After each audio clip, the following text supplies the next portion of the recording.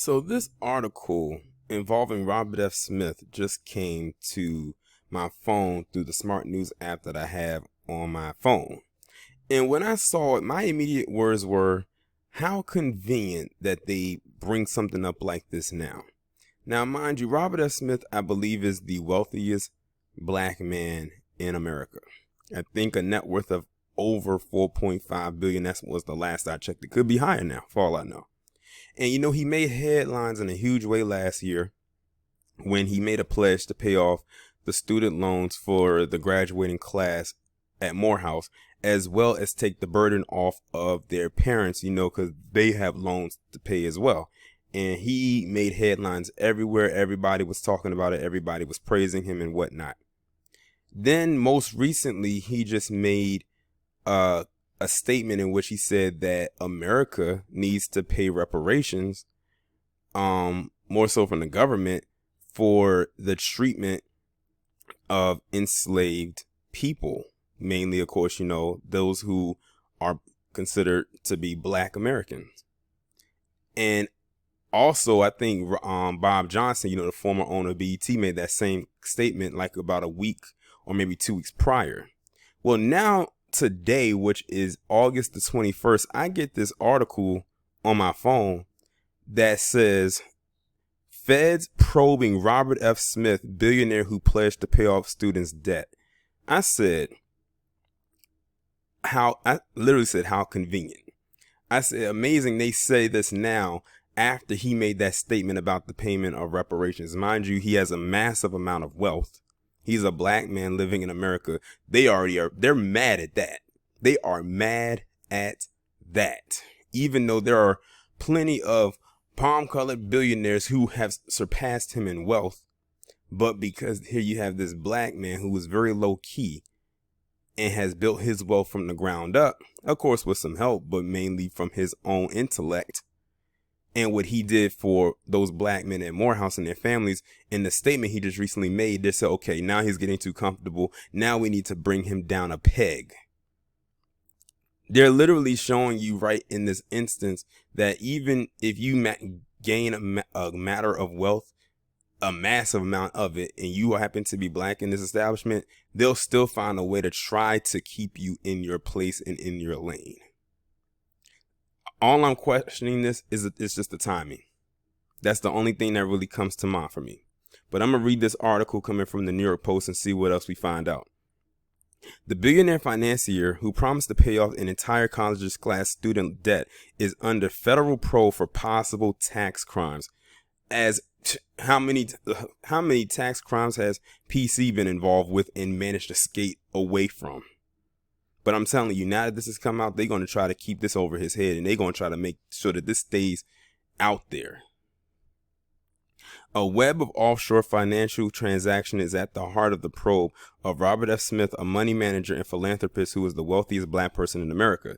The Department of Justice and the Internal Revenue Service are trying to determine whether Smith, age 57, failed to pay American taxes on roughly $200 million in assets that flowed through offshore structures, the Friday report says, citing people familiar with the matter.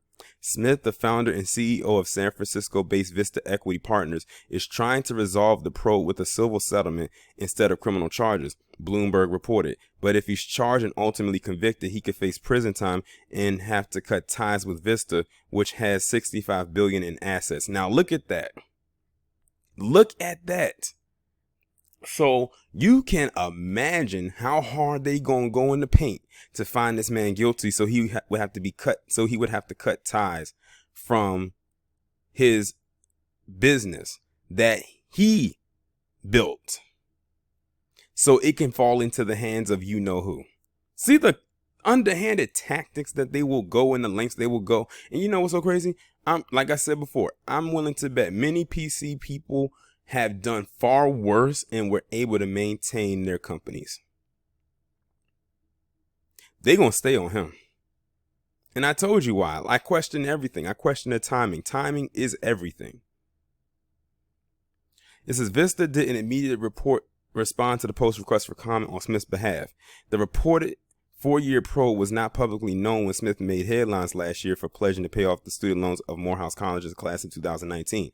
The life-changing gift was estimated at the time to be worth as much as $40 million, a tiny fraction of Smith's $6 billion. Okay, so I was off. $6 billion. So his net worth has gone up. So you see what's going on.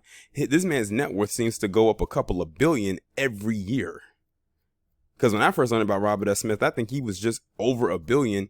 Then he was at like 2 something. Then last year he was at 4 something. Now he's at 6. So it seems like his net worth keeps going up, which is a good thing. That's why they have to stop him. It says a key question in the case is whether Smith was the beneficial owner of entities in the Caribbean that received proceeds from Vista's first private equity fund known as Vista Equity Fund 2.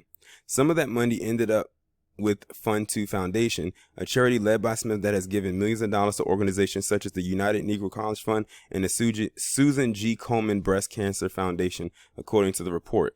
As its name suggests, Fund 2 Foundation was set up in 2014 under a deal made when Vista Equity Fund 2 was established. The agreement required the fund to pay off liabilities to its original limited partner when it was wound down and then give any remaining assets to charity.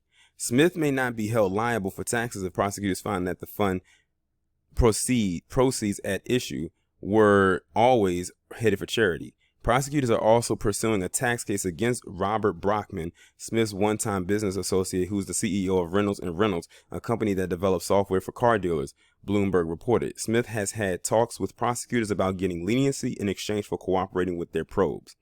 Information about the U.S. investigation was revealed at a February court hearing in Bermuda, where a lawyer speaking on the Justice Department's behalf said the alleged fraud could set a record because prosecutors think $1.5 billion worth of revenue was hidden from the federal government, according to Bloomberg's report. Reynolds & Reynolds did not immediately respond to a request for comment on Brockman's behalf Friday morning. Like I said, they are going to be on him like white on rice. And like I said, the timing, I question all of this. But the thing that got me was the part when they said that if he is convicted, that he not only will face jail time, but he'll have to be separated from his company. And who knows who that will be left in the hands of. Hopefully, he has groomed his kids to take over the company and lead it in the right direction. Because if push comes to shove, and this does happen, and I hope that it doesn't, he needs to leave it in the hands of his children. Because I don't see anybody else running it. But yeah, this is nothing more than a money grab for the people that's involved. They want this man's property badly, and you can tell. But we'll see what happens. And I'm going to try my best to follow this story as I possibly can.